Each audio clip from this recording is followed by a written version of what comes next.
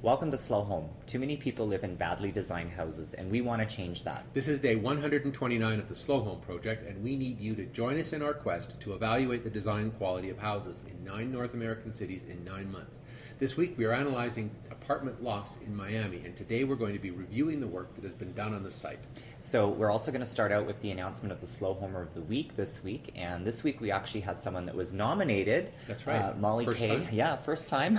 Molly K nominated Matt B, and we agree Matt B is going to be the recipient of the Slow Homer of the Week award for this week. And the reason is because we used the Icon Brickell project in our Which House Should I Buy segment, and he went and did some background research and actually found a really interesting article that talked about the urban planning issues with that project. That was a real eye-opener. It had really interesting photographs of the project from the ground level and some interesting statistics. He came across a statistic that said there was not one single pedestrian entrance on the ground level for 1,000 feet of lineal footage, which I thought was a really interesting thing. Astounding. Yeah. So congratulations, Matt. That's right. And thank you very much for taking the time to go into that. When we're doing this kind of umbrella analysis, sometimes you miss things. And I think that it was great to have somebody go, well, just wait a minute, I want to look into that a little bit further. So on to the design project. It was an active week. We had 35 different submissions, plans submitted, 48 comments, so it's a busy day, and you want to talk about some I do. I want to go through them. I think this was a real challenge for people. I know because I got to do the project, and I found it really challenging because in 620 square feet, in a loft style with a bedroom, to fit the dining and everything in was really, really tricky. This was the original plan, and the issue I think we identified was the fact that the kitchen for 620 square feet was too big. Yeah. The island, there was not enough clearance for the island. It just didn't work. Over. And the other real significant issue was the fact that the closet for the sleeping area, which is down here, was actually in the living space. Right. The final thing, as we discovered, is that there was another unit with a window right there, which was a problem. What I've done is I pulled 8 entries, and I've done something a little different this week. I'm looking at them in terms of how they dealt with dining. So I thought we would treat this a little differently because this is a challenge. The dining is a challenge to fit the table into the space. Yeah, in a small space, it's always that way. So with the first one, this is Tiffanys Plan. So Tiffany has no dining. She relied on the eating counter as the dining space. And you'll notice in the first 3 plans, they have no dining. So the plans look very airy because there's quite a bit of room. The 2 things I would say, in a really, really tight space, I worry about having a walk-in closet condition because of the circulation and having the laundry at the end. I think that her use in the way that she's located the bathroom is good. I still feel that the kitchen is a little big in scale for the size of the unit. So that was the first one. BB Horner did also a curved eating bar with stools on the end and a little tight. No dining you get space. 3 seats around that. My issue is that then this all becomes kitchen because we don't have that edge. And I think that even though this is a small space, you need some sort of an edge to define that space. Otherwise, the whole room feels like you're sitting in the kitchen. This is Nicole too. She also did an eating bar condition. She rotated her living space, I like that. which is actually kind of smart because the circulation can actually be in that zone between the television and the couch, which actually works. And I like this little vestibule area. I feel her closet. It's a little tight. Well, it's a faux walk-in closet because you stand there, right? But you don't really need that. It's the size of a main. Yeah, it's the same size as the front closet. Exactly, and she had to make it big because to get that vestibule, she had to expand the size for the washer dryer.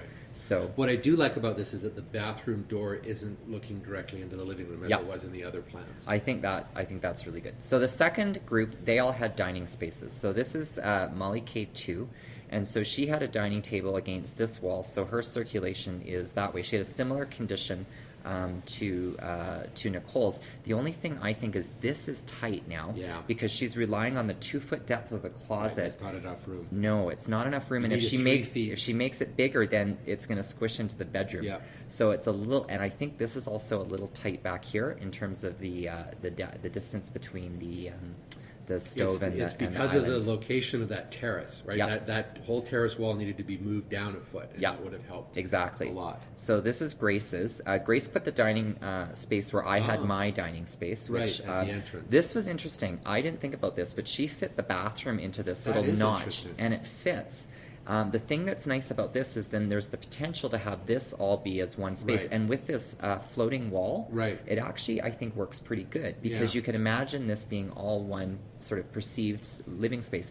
The challenge is the kitchen because I know. It's a one-sided kitchen. Yeah, and it's like this is the fridge, so you have there's no counter space. No counter space, and the bathroom again is looking into the Living space. the living Yeah. space. So this is Brad W. So Brad he used reference to a project that we did in Brooklyn a little while ago, and he made the kitchen into the sort of an alley kitchen around from the entry.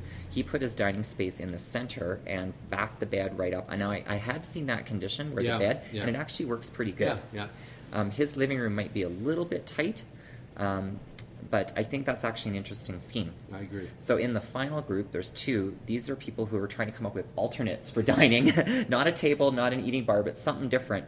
So Murray came up with the idea of having sort of a diner counter on the side, which not so sure. I understand about the 3-foot wall. I think that would make that all just as open. an aside, the thing to do on a 3-foot wall is to not darken that in, because it's the convention, the architectural convention is that it's like the bed. It would just be 2 lines. Right. It's the same as looking at the chair. And Right. So because you're not cutting through that, and then you don't have to write 3-foot wall Right, beside it. exactly. So he consolidated his bathroom and space. Walk-in, I'm not sure if that's really with the small space requirement required. Final one is Frances. She came up with an interesting plan, a banquette. Ah, nice idea. I think that's a good idea. I thought That's was a cool. really cool idea. I thought it was really good because that notch actually fits that really well, and then that allowed her to free up the rest of the space. She even managed to slip in a study desk, which I thought was kind of interesting. It is a nice idea. Yeah. And if you need a little bit more privacy, that television piece could become a partial wall screen. Like I imagine that offering some sort of visual separation, but not making it. What I completely really separate. like about it is the way that notch really defines that kitchen as a kind of alcove. Yeah, and you Very can nice. imagine that that's sort of framed in there. So so that's what we had today. Perfect. I'm going to be posting some other examples below on the blog of some people that we didn't review today with some notes. My big challenge today was a lot of the projects didn't have the correct dimensioning for kitchens and for spacing and bathrooms and stuff. So I'll try to mark some of those up so people can see. Exactly. So just to conclude, we're going to be talking about the nominees for the Slow Home of the Week or the Slow Home Award in Miami in the apartment loft category. It was a pretty rough week, I've got to say. If you look at the results, 175 apartment lofts, and only one was rated in the slow home category with a score of 17, which is right at the bottom of the scale. Fortunately, another 42% were rated as moderately slow, but this still meant that 57% failed to meet the minimum design quality threshold that was set by the slow home test, which is significant because if we compare it to other cities, in Denver, 15% of the apartment lofts were rated as slow homes as opposed to 1%, 21% in Dallas, and 18% in Toronto. So we've got some problems here. Yeah, and that's a huge difference. So this has an impact on the number of nominees that we're going to put forward in the Slow Home Award category. So after reviewing everybody, we thought that there was only really 2 projects that should be nominated for everyone to vote on. That's right, and we should say that these both scored 16, and the reason that there was one problem, both of them had issues with the entry, but the other was environmental performance. And there was only one project that actually seemed to legitimately come close to getting the environmental performance points within the apartment loft category in Miami. That might be because they're just not talking about it on the websites. Not quite sure, but these are actually these units are better designed, I think, in the interior than their scores necessarily are. So the first project is Unit 2 in the Mint Riverfront project by the developer Key International and RVL Architects of Miami. Unit 2 is a 1,307 square foot 2-bedroom, 2-bath unit, and it scored 16 out of 20, posted by Braden. It's located downtown along the river with a walk score of 86. The second one? Yeah, the second one is Unit C1 in the Access Building, and it was developed by BRCE Brickell LLC, and the architecture is by Architectonica. We've seen several projects by them.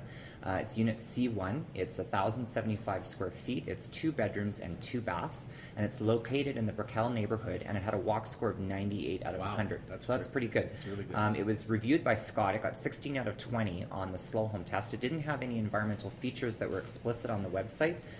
It also had sort of an issue with the entry similar to the other project. Exactly. So what we'd like you to do is you can vote for one or the other, or we're going to put a third option, which is neither. If you don't think that any of the apartment lofts in Miami are deserving of getting a Slow Home Award, that's the one to choose. So please vote. You can only vote once, and leave your comments about which one you think or how you voted and why. And we will see you all on Monday when we're going to be starting to do the townhouses. See you Monday.